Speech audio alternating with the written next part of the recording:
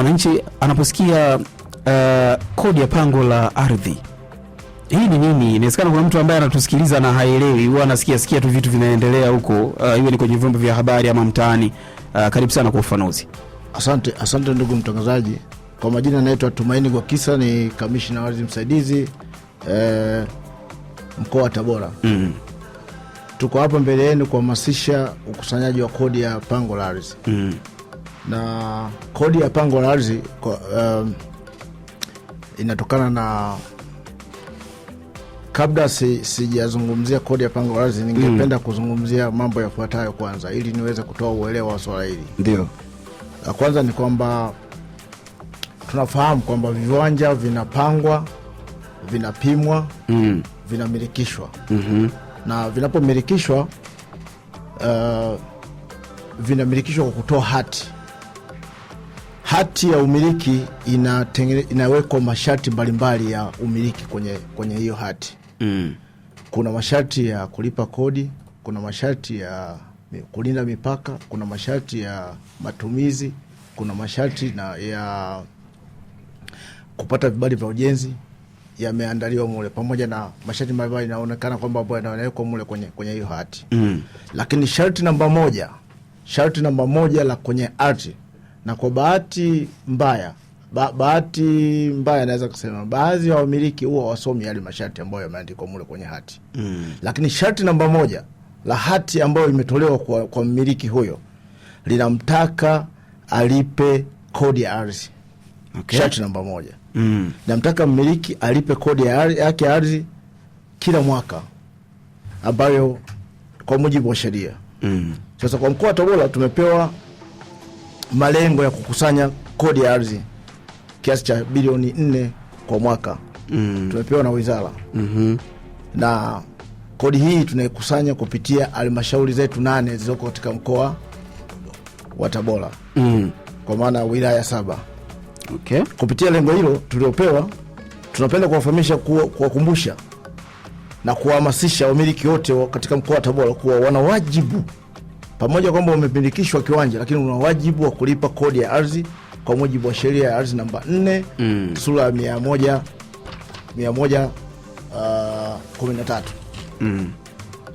Kutokulipa kodi ya ardhi kwa mmiliki kuna madhara yake. Moja wapo kati ya madhara, unaweza kufikishwa mahakamani au kufutiwa umiliki wako. Sasa hili leo kufikisha mahakamani, sheria inaelekeza tumtumie yule mmiliki wa kiwanja ilani ya siku 14, kwamba mmiliki yote ambaye anatakiwa kulipa kodi anatakiwa kutumiwa ilani. Na kodi ya mmiliki yule ambaye amepewa imeandaliwa kwenye hati yake ya umiliki ambayo ameandaliwa pale. Kwa hiyo inasoma kwamba kila mwaka unatakiwa ulipe kodi ya ardhi kwa kiasi ambacho kimeainishwa kwenye hati yake ya umiliki. Sasa inapoanza tarehe 1 mwezi wa 7 mpaka tarehe 31 Disemba, huyo mmiliki anatakiwa awe amelipa kodi bila penalty yoyote. Inapoanza tarehe 1 mwezi wa mwaka mwingine, tarehe 1 Januari, inaanza kuchaji na riba kwa kodi pamoja na riba yake. Kwa hiyo asipolipa kodi inaanza kuhesabu riba. Sisi sasa wasimamizi wa ardhi tuna wajibu kuanza kutuma ilani kwa wale wamiliki wote ambao hawajalipa kodi mpaka tarehe 31 Disemba. Kwa tunaanza kuwatumia wale. Kupitia zoezi hili kuanzia mwezi Januari mpaka sasa hivi tumeweza kuwatumia ilani wamiliki 1200. Kutoka kwenye hizo halmashauri 8, yani wilaya 7 za mkoa wa Tabora. Na muda huo ambao tuliwapa wa siku 18 ulishakwisha. Na sisi tunaona kwamba baada ya muda kuisha tumewapa tena nafasi nyingine ya wamiliki hao na wale ambao hatujaweza kuwatumia tumeweza kuandaa ilani nyingine tena kwa wale wengine, ili baada ya muda huu kupita tena wa siku 14 tutaendelea na taratibu zingine ambazo ni za kimahakama zaidi. Na kwa nini sasa mmeamua kutoa muda mwingine wa ziada, pamoja na kwamba muda wale ambao mlikuwa utangaza kama ambavyo umeeleza ulikuwa umeshakwisha na mmetoa muda mwingine? Kama unafahamu kwamba mkoa wa Kigoma, mkoa wa Tabora, wananchi wake wengi asilimia kubwa ni wakulima. Kwa hiyo tuliona kwa muda huu ambao tuliowapa kuanzia Januari mpaka Februari hapa na huu mwezi wa 3 ni muda ambao wananchi wengi wako kwenye biashara ya kilimo, kulima kule. Kwa hiyo tumeongeza muda mwingine ili kuwapa nafasi sasa wao kuweza kulipa kodi kwa hiari yao, na sio kwa shuti. Ndio maana tumetoa muda mwingine. Natoa wito kwa wananchi wote ambao hawakufanikiwa kulipa katika muda ule, walipe katika kipindi hicho ambacho natoa cha siku 14 tena. Ambacho kinaanza lini na kinamalizika? Kinaanza leo. Kwa hiyo kinaanza siku ya leo. Okay. Leo ni tarehe 25. Yes. Baada ya siku 14 kuanzia leo, nafikiri itakuwa mwezi wa 5 hapo. Wale wananchi wote ambao tutabidi tufanye uhakiki waliolipa na ambao hawajalipa. Wale ambao hawajalipa tutawafikisha mahakamani. Na wale ambao wamelipa basi tutawashukuru kwa maana wametii sheria bila shurti.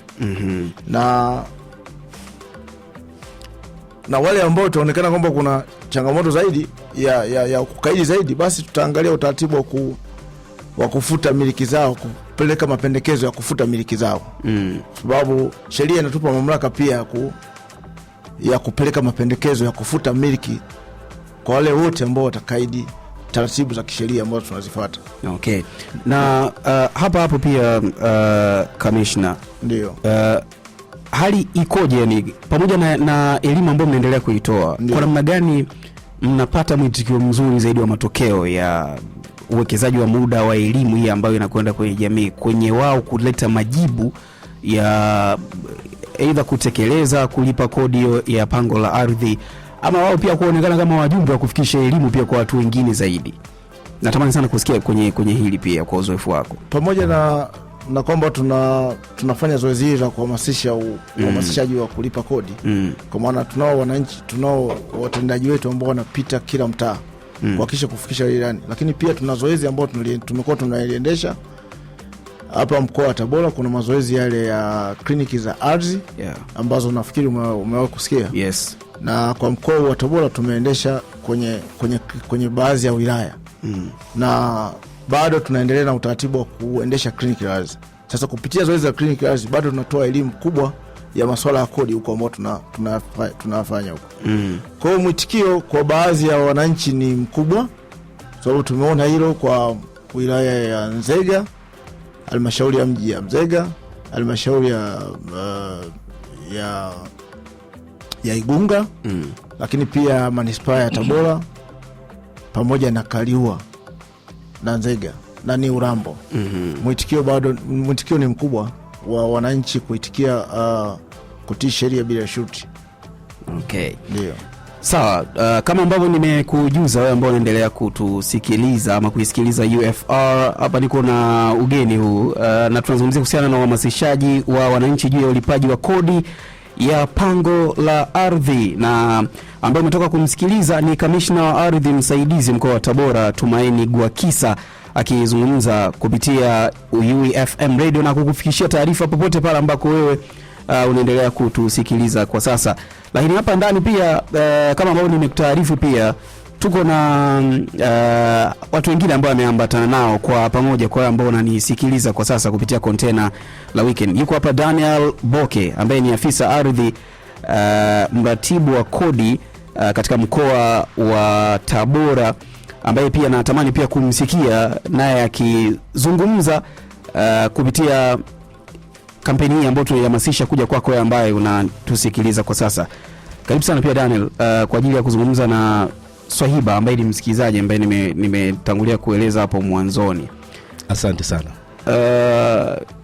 pamoja na elimu ambayo umeendelea kuifikisha, mnaridhishwa kwa namna gani pia na huo mrejesho sasa wa namna ambavyo wananchi wenyewe wanavyokuja kushirikiana na ninyi, iwe ni kwenye kupata elimu ama kutekeleza kile ambacho ninyi mara nyingi mmekuwa mkikitoa, kwa maana ya kuhakikisha watu wanalipa hiyo kodi ili mwisho wa siku fedha ingie, na inapoingia fedha ndio mafanikio yenu bila shaka. Kwenye namna elimu imetoka, lakini mwisho wa siku return imepatikana fedha. Yes, sisi tunaridhishwa kwa sababu wako wananchi ambao wanaitikia wito huu kwa kushiriki wao wenyewe, kwa kufika kwenye ofisi, kwa kuomba ankara zao kwa maana ya bili za madai wengine, ambapo wanafika na kuchukua bili zao na kwenda kulipa pasipo kuwa na shida yoyote.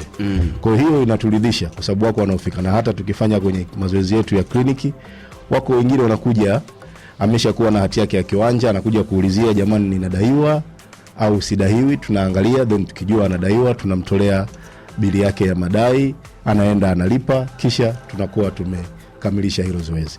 Kwa hiyo mwitikio upo na tunaridhishwa kwa sababu wako wanaofanya. Isipokuwa baadhi yao ndio tunaingia kwenye haya mazoezi ya kutoa ilani za madai. Wako ambao tunawadai kwa muda mrefu na hafiki kuja kulipa, ndipo pale ofisi tunaamua kuingia mtaani pamoja na kuzisambaza ilani za madai, ili angalau kumkumbusha tu kwamba bwana, unadaiwa na unatakiwa kulipa, na sheria imetoa masharti yake.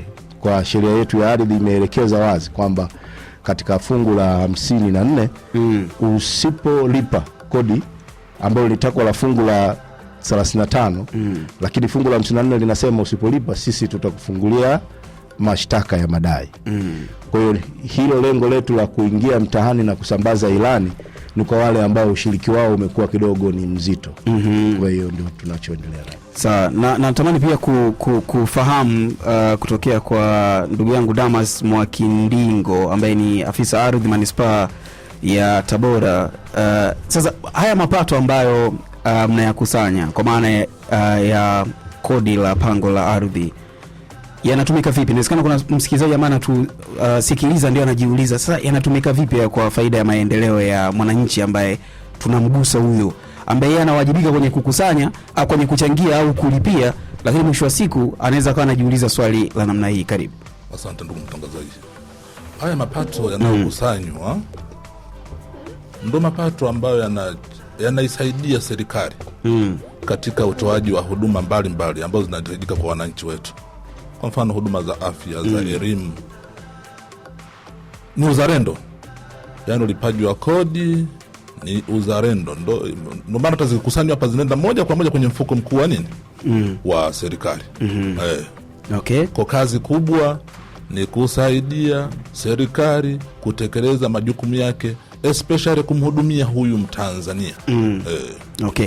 Na vipi sasa kwa kutokulipa huko kodi kwenyewe, sasa kuna athiri vipi pia maendeleo ya miundombinu au eneo husika katika hiki ambacho tunakizungumzia, ikitokea wananchi wanaposhindwa kulipa hiki ambacho tunakihamasisha kwa sasa hivi? Wananchi wasipolipa kodi, hata ufanisi na maana wa serikali katika kutoa huduma za barabara, za elimu, na maana utakuwa ni wa kusuasua. Kwa tunahamasisha zaidi wananchi, na kama alivyosema kamishna hapa kwamba sharti, yani unapopewa kiwanja, sharti namba 1, unapopata fursa ya kumiliki ardhi lazima ulipe kodi ya nini? Kodi ya ardhi. Kwa mtu yoyote anayepata fursa ya kumiliki ardhi ana wajibu wa kuchangia hiyo kodi ya nini? Kodi ya ardhi kwenye mfuko mkuu wa serikali. Okay. Na nirudi kwako kamishna, mwananchi wa kawaida, natamani kufahamu pia namna ambavyo ninyi mnashirikiana na viongozi wa mitaa katika au kata tuzungumzie. Maana mjini hapa tunasema mitaa, vijijini tunasema kijiji pia. Lengo ni kuhakikisha tunapata matokeo yaliyokuwa bora zaidi. Nyinyi hawa wenye vitu wa mitaa ama wenye vitu wa vijiji wana nafasi gani katika kushirikiana na ninyi, au mnashirikiana nao vipi katika kuhakikisha wao wanaonekana kama jukwaa pia la kufikisha hiyo elimu na matokeo yaweze kuonekana. Kwanza sisi kama ofisi ya ardhi mkoa hatuwezi kufanya kazi peke yetu bila kushirikiana na mamlaka husika. Sasa mamlaka, kama umeona hapo kwenye maelezo yangu ya mwanzo, nimezungumzia swala la tunashirikiana na halmashauri zote 8 katika kukusanya hii kodi ya ardhi. Watendaji wa serikali za mitaa, kata wako chini ya halmashauri husika. Kwa hiyo ndio maana hapo ndio kwenye mazungumzo tulikuja kuongea hapa. Tumekuja na Damas ambaye anatoka ofisi ya mkurugenzi wa manispaa ya manispaa ya Tabora. Kwa hiyo tunategemea tunapofanya kazi hizi, watendaji ambao kwenye serikali za mitaa tunashirikiana nao kwa karibu sana kwenye kusambaza hizi ilani. Na hata kwenye kliniki za ardhi tumekuwa tunafanya hivyo. Kwa hiyo ushirikiano ni mkubwa tunapata, na wanatupa ushirikiano mkubwa katika kushughulikia masuala yote ya ardhi kwa mkoa wa Tabora. Ndio. Sasa hivi teknolojia imekuwa sana. Pengine kuna muda mwananchi analazimika kufika ofisini kwa ajili ya kuja kupata huduma. Anatamani kufahamu vipi mfumo wa kidigitali kwa namna gani unaweza unafanya kazi pia katika kuhakikisha hata mwananchi ambaye yuko mbali. Maana ukitizama jiografia ya Tabora ni miongoni mwa mkoa ambao jiografia yake ni kubwa. Leo hii mtu ambaye tuseme ambaye yuko Kaliwa, si ndio Sawa, inawezekana kuwa kuna ofisi za wilaya ambazo zinatoa huduma na mambo mengine.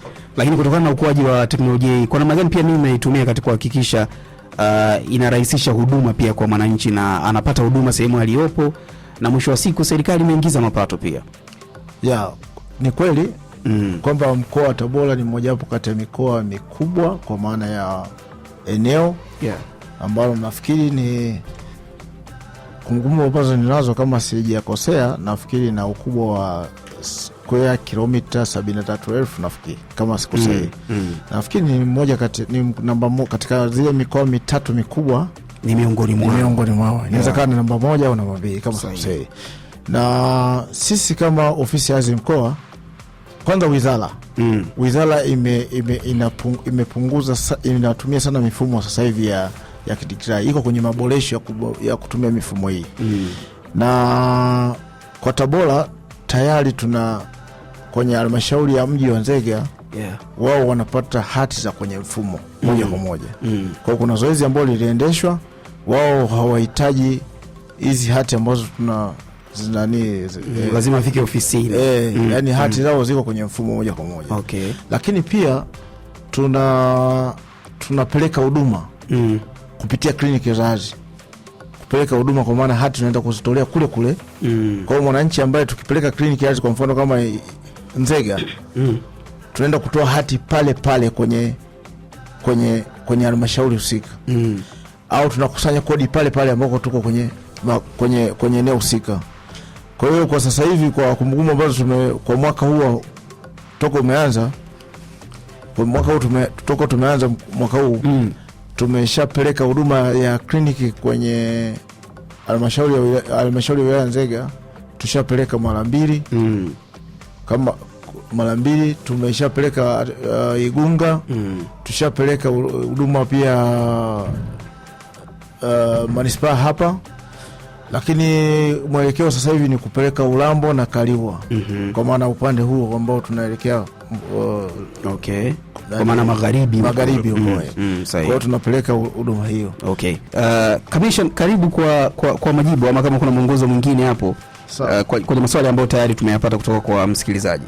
Sawa. Nafikiri Saidi Madogo ameuliza swali la malipo ni nyumba au ni kiwanja, kama sahihi. Sikia vizuri. Malipo ni ya kiwanja. Malipo ya kiwanja yanaitwa kodi ya ardhi. Kodi ya pango la ardhi. Na kwa Kiingereza wanasema ni land rent. Lakini kama ni malipo ya nyumba, kodi ya nyumba inaitwa property tax. Nafikiri property tax ipo inafahamika. Lakini property tax kwa kile kiwanja ambacho hakijaendelezwa na hata kama kimeendelezwa kitaendelea kulipia kodi ya ardhi. Lakini property tax ni ile kodi ambayo inachajiwa kupitia kwenye kwenye majengo majengo yote ambayo yamejengwa yanalipiwa kitu kinaitwa property tax. Sisi tumekuja kuhamasisha kodi ya ardhi ambayo kwa Kiingereza chake ni land rent. Kwa hiyo malipo yanayolipwa hapa ni kodi ya ardhi ambayo inalipwa kila mwaka. La pili, kama nimesikia vizuri, je, kama hiyo ardhi analipia, anaruhusiwa kuuza? Siku nyingine nitakuja kutoa elimu ya masuala ya kuhamisha miliki. Maana imezoeleka Tanzania kwa sasa hivi sasa kwamba mtu anayeuza mara nyingi mzigo ule anabeba sana yule mnunuzi. Kikawaida mnunuzi ndo anabeba mzigo wa kila kitu. Haki ya miliki imebainishwa kwenye sheria. Ukishamilikishwa una haki zote, una haki ya kuuza, una haki ya kukopa, una haki ya kukodisha ile ardhi. Sasa hizo haki zote ambazo unazo zinaambatana na wajibu wako. Wajibu kama nimesema, sharti namba 1 kwenye hati yake ya umiliki inamtaka alipie kodi ya ardhi. Kwa hiyo wajibu wake, ana haki ya kuuza, lakini pia ana wajibu wa kulipa kodi ya ardhi. Ndio.